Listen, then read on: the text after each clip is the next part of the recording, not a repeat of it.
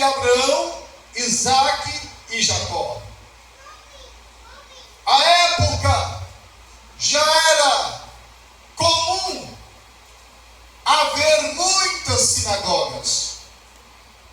A época representa os dias atuais. Eu pude observar que em São Joaquim há diferentes ministérios. Há grandes ministérios e pequenos ministérios. E louvamos a Deus porque a nossa Assembleia de Deus está incluída neste grupo. Mas nos dias de Jesus, as sinagogas estavam espalhadas em todos os lugares. E Jesus pregava em todas elas e ele era conhecido. Mas uma coisa maravilhosa que eu me desperto a atenção é que Lucas disse que Jesus estava na sinagoga deles. Sinagogas deles. Deles quem? Os líderes religiosos da época.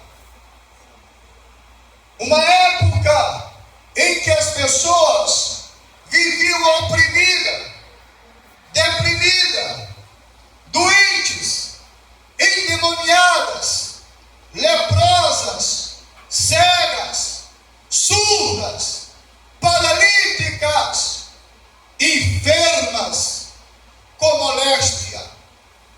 Havia líderes naquela época, doutores, que se formaram aos pés de Gamaliel. O sinédrio era composto de 71 anciãos naquela época. As sinagogas espalhadas, e cada pessoa tinha o seu grupo que eles ensinavam, que fazia discípulos. Os escribas, os fariseus, os saduceus, que eram os homens que interpretavam a lei, a palavra de Deus. As sinagogas enchiam-se de pessoas, mas em um contexto um pouco diferente do nosso, porque nos dias atuais as nossas igrejas recebem todas as pessoas, sejam pobres, ricas, pretas, brancos, alfabetizados ou não. A igreja recebe todos e procura cuidar de todos e amar a todos de igual maneira. Mas nos dias de Jesus não era assim. As sinagogas, elas existiam. O grande templo de Israel estava lá. Mas as pessoas continuavam aflitas e oprimidas por Satanás, semelhante nos dias atuais, quando em muitos lugares, em muitas igrejas, as pessoas superlotam os templos nas festividades, mas voltam para casa oprimidas por Satanás, quase a semelhança dos tempos dos dias de Jesus. Lucas faz questão de tratar desta mulher, e ela, uma crente perseverante. Eu quero acreditar, pois a Bíblia me permite conjecturar, que desde pequena ela foi conduzida para a casa do Senhor, para a sinagoga por seus pais, pois era o dever dos pais conduzir os seus filhos desde pequeno para a sinagoga, para ouvir a palavra de Deus.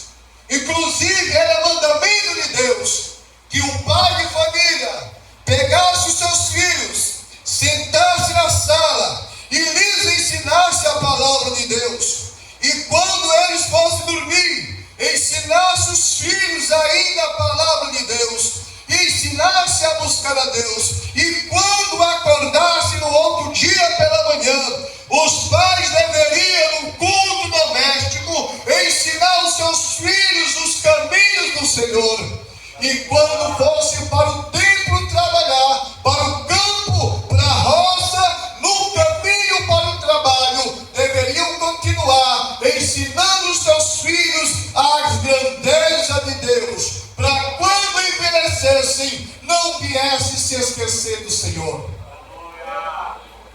ainda hoje é a exigência de Deus para o século 21. Que nós, os pais, não venhamos criar problemas nem atrapalhos para trazer os nossos filhos para a casa do Senhor.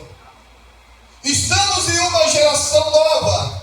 A geração antiga está passando. E se na época presente nós não ensinarmos nossos filhos o caminho de Deus, quando nós partirmos para a eternidade, pouco deles irão se firmar na presença do Senhor. E nós não geramos filho para povoar o inferno. Pelo contrário, geramos filhos para povoar o céu e glorificar a Deus nessa terra. Essa menina foi conduzida para o templo, para a sinagoga. A Bíblia não fala sobre seus pais, se eram vivos, se eram mortos, se já eram bem velhinhos. Lucas quer enfatizar o agir de Cristo, o poder libertador de Cristo na vida do pecador. E esta mulher, se ela era casada, Lucas não quis falar sobre isso. Se o seu marido estivesse ali, Lucas também não quis tratar sobre isso.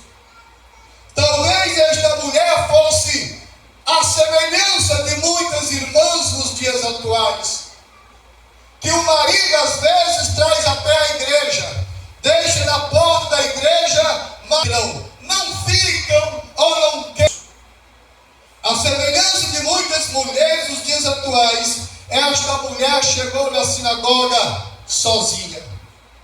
E por que eu digo que ela chegou sozinha? Porque se Deus quisesse acrescentar alguma coisa a mais, Deus teria falado sobre ela, sobre sua família, sobre seu marido. Mas Lucas, como era doutor, ele quis mostrar para a sociedade da época e atual que nem toda enfermidade é patológica.